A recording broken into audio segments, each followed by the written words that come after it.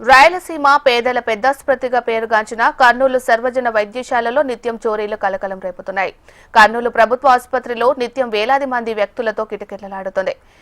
ఇక్కడ రోగులు వైద్యం కోసం వారి సహాయకులు మందులు ఇతరులు హడావిడి పడుతూ ఉంటారు. ఎవరి గోళ్లలో వారు ఉండడం గమనించి దొంగలు తమ చోరీ చతురత చూపించడం పెరిగిపోయింది. వైద్యం కోసం వచ్చిన వారి వస్తువులు మాయం చేస్తున్నారు. ఆసుపత్రి ఆవరణలో వాహనం ఆపితే చాలు అంతే సంగతి. చివరికి వాహనాల టైర్లు కూడా దొంగలు విప్పుకొనిపోతున్నారు. కర్నూలు ఆసుపత్రికి వచ్చిన పేషెంట్లకు దొంగలు చుక్కలు చూపిస్తున్నారు. ఇటీవల ఓ వ్యక్తి అత్యవసర విభాగంలో సమాచారం కోసం వచ్చారు. పొరపాటున అక్కడ సెల్ ఫోన్ మరిచిపోయి పక్క రూమ్కి వెళ్లి వచ్చేసరికి సెల్ ఫోన్ మాయమైంది. దీనిపై అధికారులకు బాధితుడు ఫిర్యాదు చేశాడు. ఎట్టకేలకు దొంగ దొరికి ఫోన్ తిరిగి చేతికి వచ్చింది. ఇలా రోజుకు ఆసుపత్రిలో దొంగతనాలు జరుగుతున్నాయి.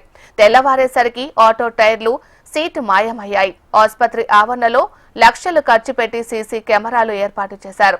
కానీ అవి పనిచేయడం లేదని అక్కడి వారు చెబుతున్నారు. ప్రభుత్వ సర్వజన వైద్యశాలలో దాదాపు 180 మంది సెక్యూరిటీ గార్డులకి హాస్పిటల్లో దాదాపు సంవత్సరానికి 5 కోట్ల రూపాయలు ఖర్చు వేస్తూ ఉన్నామని చెప్పేసి దొంగతనాలను నివారించడానికి అయితేనేమి, అదేవిధంగా ట్రాఫిక్ సమస్యను పరిష్కరించడానికి అయితేనేమి, వార్డులలో మందలుగా వచ్చేటటువంటి పేషెంట్లను సర్దడానికి దాదాపు 180 మంది సెక్యూరిటీ గార్డులను నియమించుకొని వారికి దాదాపు 5 కోట్ల రూపాయలు ఇస్తున్నామని చెప్పేసి సూపరింటెండెంట్ గారు అయితేనేమి, అదేవిధంగా పరిపాలనా అధికారులు అయితేనేమి అందరూ చెప్తా ఉన్నారు. అయితే దొంగతనాలు మాత్రం నిత్యకృతమైనాయి. ఎందుకంటే చాలామంది ఒక కర్నూలు జిల్లా నుంచే కాకుండా అనంతపూర్, కడప, బళ్ళారి, మహబూబ్ నగర్ ఇలా అనేక జిల్లాల నుంచి చాలామంది పేషెంట్లు వస్తూ ఉంటారు. దాదాపు 1500 పడగల ఆసుపత్రి ఉన్నటువంటి హాస్పిటల్లో ఓపీ చూపించుకునేటువంటి వాళ్ళు మరొక 1000 మంది దాకా వస్తూ ఉంటారు. అంటే దాదాపు ప్రతిరోజు కూడా 3000 మంది పేషెంట్లు వస్తున్నటువంటి ప్రభుత్వ సర్వజన వైద్యశాలలో దొంగతనాలు అరికట్టడంలో పాలకులు పూర్తిగా వైఫల్యం చెందారు. ఇక్కడ ఉన్నటువంటి ప్రజలు చాలా నష్టపోతున్నారు. ఎందుకంటే గ్రామీణ ప్రాంతాల నుంచి వచ్చినటువంటి వాళ్ళు వాళ్ళ సెల్ ఫోన్లు పోయినా, లేకపోతే వాళ్ళు బైకులు ఒకసారి పార్క్ చేసిపోయినా, వాళ్ళ బైకులు పోయినా ఎక్కడికి వెళ్ళి కంప్లైంట్ చేయాలనేటువంటి పరిస్థితి కూడా వారికి తెలియక చాలా అవస్థలు పడుతున్నటువంటి పరిస్థితి మనం చూస్తూ ఉన్నాం. చాలామంది పేషెంట్లు వాళ్ళ పేషెంట్లకు సాయంగా వచ్చేటటువంటి వాళ్ళకి స్కానింగ్ బయటికి రాసేనో లేకపోతే మెడిసిన్ కోసం అని చెప్పేసి వేలకు డబ్బులు తెచ్చుకుంటే ఆ వేలకు డబ్బులు పోయినటువంటి సందర్భాల్లో కూడా వాళ్ళు మరలా ఇంటికి వెళ్ళి అప్పులు చేసేటువంటి పరిస్థితి దాపరిస్తూ ఉంది. ఆసుపత్రికి వచ్చే రోగులకు వారి సహాయకులకు వాహనాలు పార్కింగ్ స్థలం, ఓ సెక్యూరిటీ సిబ్బందిని కూడా ఏర్పాటు చేశారు.